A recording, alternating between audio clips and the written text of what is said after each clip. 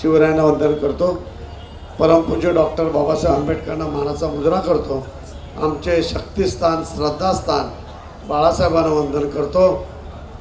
आणि आज माझ्यासाठी अयोध्येवरून या पावन धरतीतून आलेले जगद्गुरु परमहंस आचार्य अयोध्या तपस्वी छाननी पीठाधीश जहाँ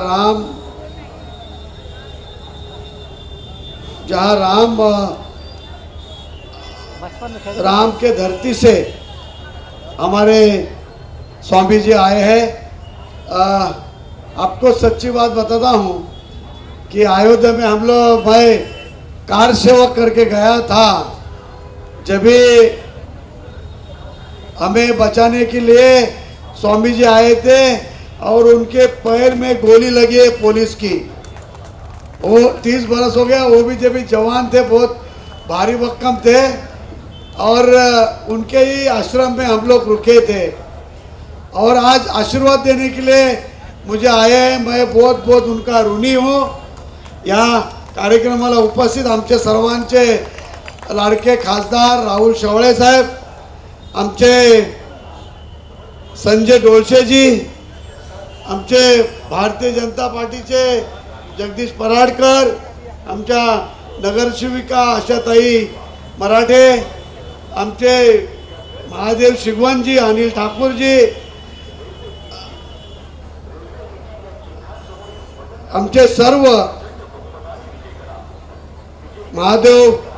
महादेवजी, महादेव साळवेजी, राहुल वाळुंजी, संजय डोळशेजी, रवी गायकवाडजी, सुरेश मानेजी, वनिता कोकरेजी, संजय राठोडजी, सुरेश वरेकरजी, दगडू खंदारेजी आणि आमचे विभाग प्रमुख अविनाश राणेजी, सर्व उपस्थित मोठ्या संख्येने आलेल्या माझ्या माता भगिनी आणि बंधूंनो, खरं म्हणजे शेवाळे साहेबांनी भाषण केलेलं आहे, अतिशय सुंदर असं त्यांनी मार्गदर्शन केलेलं आहे। या कॅम्पमध्ये भरपूर काही कामं आहेत। मी ज्यांचं नाव विसरलो ते आमच्या या कॅम्प आणि चेंबूरमध्ये ज्यांनी मोठं कार्य केलं, शिक्षण महर्षी झाले, ते स्वर्गवासी आशू अडवाणीजी,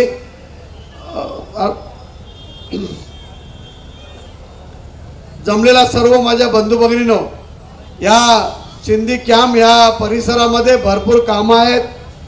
खरं म्हणजे इंदिरानगर, आमचं कोकण नगर, विजयनगर आणि त्या साईडला असलेली सर्व झोपडपट्टी, या साईडला असेल जुनं बॅरेक, MS बिल्डिंग, या परिसरामध्ये भरपूर काम करायचं आहे। कुणी काम केलेलं नाही। MS बिल्डिंगचं काम आमचे खासदार राहुल शेवाळे साहेबांनी हातामध्ये घेतलेलं आहे आणि मला वाटतं ते माननीय मुख्यमंत्री जसे त्या दिवशी आले होते आणि माननीय मुख्यमंत्र्यांनी वचन दिले ते तिथे की मी माझ्या ठाण्यामध्ये ठाण्यामध्ये सुद्धा पंजाबी कॉलनी सायन कोळीवाडामध्ये आहे, त्या धर्तीमध्ये या MS बिल्डिंगचा विकास व्हायला पाहिजे आणि तसं आमच्या मुख्यमंत्र्यांनी बोलून गेलेले आहेत की याचा मी ही निवडणूक आणि ही आचारसंहिता संपली का मी सर्व या आणि तो निर्णय संपूर्ण घेतलेला आहे। ओल्ड बॅरेक आणि त्या बॅरेकचे जे जुने जे सर्व रहिवासी आहे त्यांचं सुद्धा पूर्ण निर्णय त्यांनी घेतलाय। त्यांनी सर्व त्यांना सांगितलं की तुम्हाला SRA मध्ये मी घेणार नाही, तुम्हाला हाय त्याच परिस्थितीमध्ये तुम्ही तुमचा डेव्हलपर आणा आणि तुम्ही तुमचं काम करा।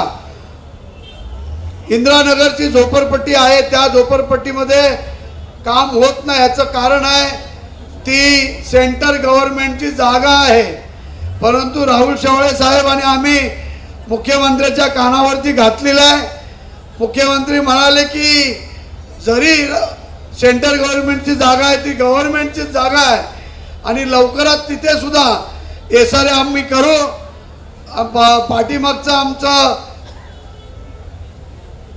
कोकण नगर, विजयनगर सर्व त्या साईडला असलेली झोपडपट्टी, ही झोपडपट्टी आम्ही एसआरए मध्ये आणून त्या झोपडपट्टीचा विकास करायचा आहे.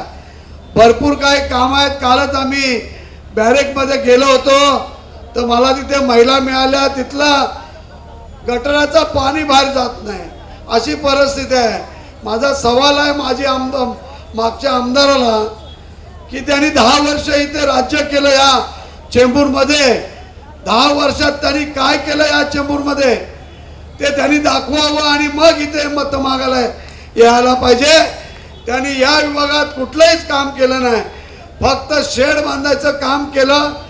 बाकीचं जे मुख्य जे काम आहे ते काम त्यांनी केलं नाही. म्हणून बंधू भगिनींनो, या वेळेला आमची निशाणी धनुष्यबाण आहे.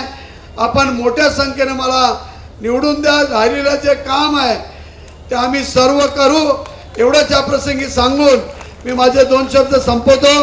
जय हिंद. आपल्या सुमन नगरमध्ये त्या हवेला आशुजींच्या नावाने एक गार्डन आहे आणि सर्व माझ्या सिंधी बांधवांची आणि संपूर्ण माझ्या चेंबूरकरांची तिथे आशुजींचा एक भव्य पुतळा बनवायचा आहे असं आमचे प्रसाद लाडजी सांगून गेलेले आहेत. आमचे माजी खासदार राहुल शेवाळे साहेबांची पण इच्छा तीच आहे. आपण सर्वांनी मला बहुमताने निवडून दिल्यानंतर एक भव्य पुतळा हा आपण त्या हवेला लागून जे गार्डन आहे तिथे करू, एवढं आम्ही वचन देतो. CEN न्यूज, देश प्रदेश की ताजा तरीन खबरों के लिए CEN न्यूज को सब्सक्राइब करें और रहें पल पल की खबर से हर पल बाखबर.